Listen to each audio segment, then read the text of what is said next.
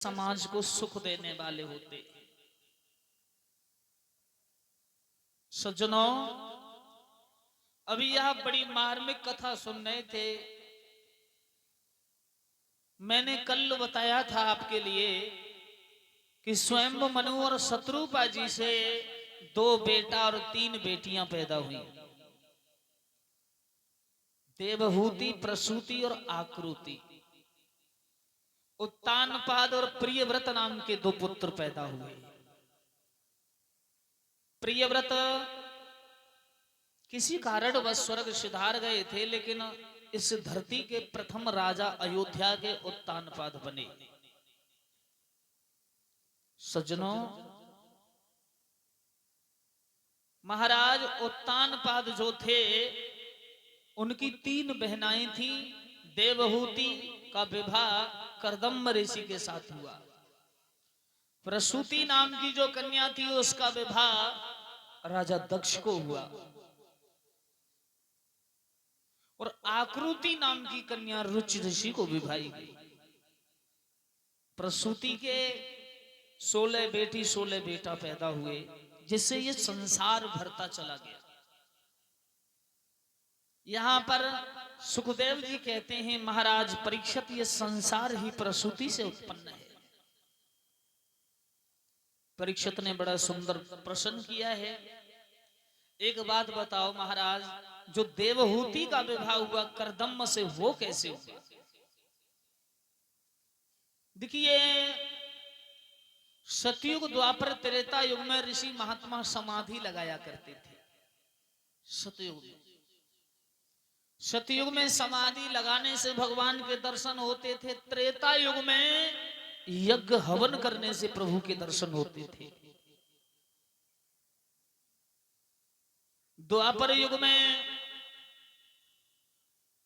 भगवान के पूजा पाठ से भगवान उद्धार करते थे, और इस कलयुग में केवल नाम स्मरण करने से उद्धार होता है। तुलसीदास लिखते हैं रामायण में, कलयुग के बाला नामी अधारा, और सुमिरे सुमिरे नरा उतरई पारा।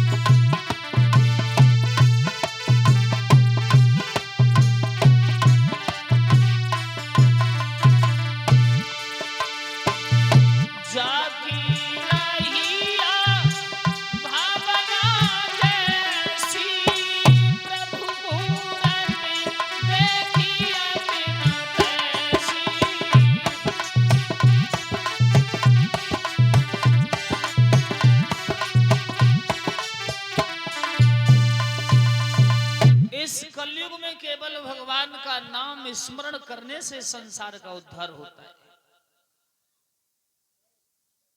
महाराज कर्दम ऋषि ने घोर तप किया। कितना घनघोर तप किया? 10,000 वर्ष हो गए। और 10,000 वर्ष तप करने के बाद भगवान नारायण सन्मुख आकर के प्रकट हुए। सुखदेव जी कहते हैं, महाराज परीक्षित, कर्दम उठ के हाथ जोड़ के खड़े हो गए हैं। भगवान शरीर सूख सूख के झरझर हो गया है 10,000 वर्षों में। भगवान श्री हरि नारायण ने कहा कि मांगिए, क्या मांगना चाहते हो, किस लिए तप किया है? महात्मा ने बड़े भोरे भाव से कहा, न धन की आवश्यकता है, न राज्य की आवश्यकता है।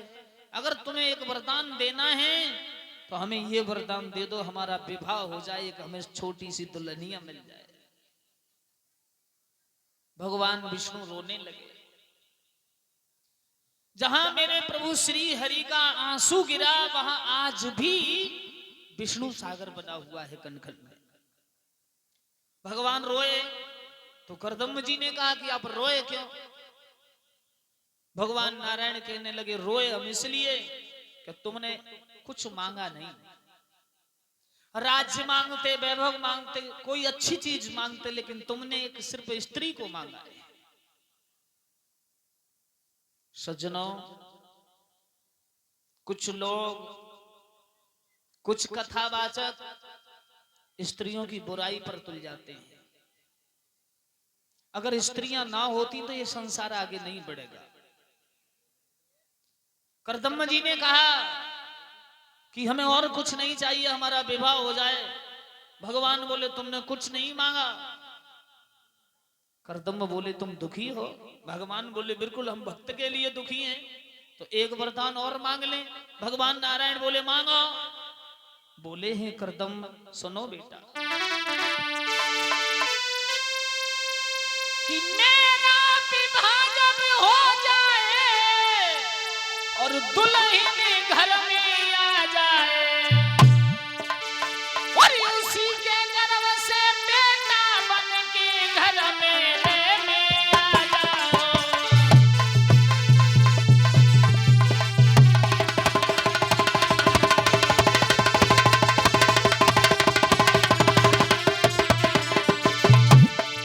और उसी के घर में बेटा बन के घर में तुम आ जाओ।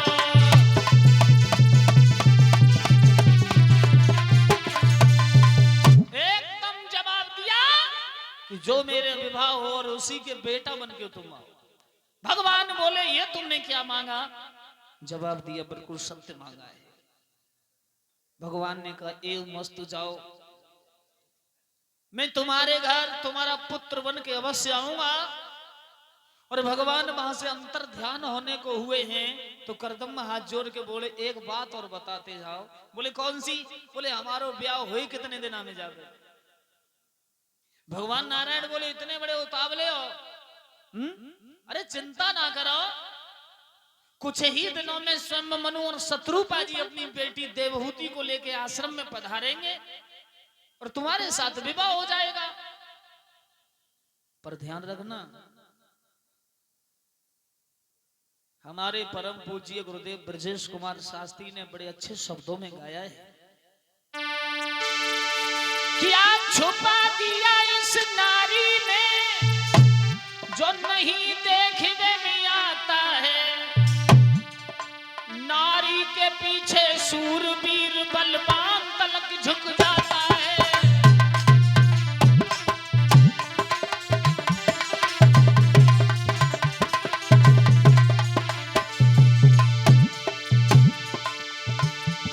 क्या छुपा दिया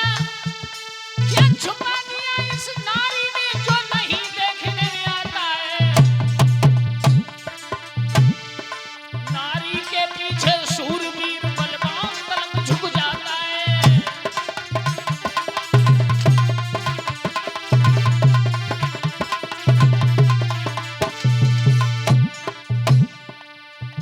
एक साधारण इंसान की तो बात छोड़ो वकील साहब, देखो उन महात्माओं की और महात्माओं की बात छोड़ो, देखो देवताओं की ओर देखो। क्या देखा इंद्र अहिल्या में? क्या देखा इंद्र अहिल्या में? गौतम की जाय देखी नारी। दिनेश देखो इस नीच चंद्रमा को गुरु की लेके भज गए नारी।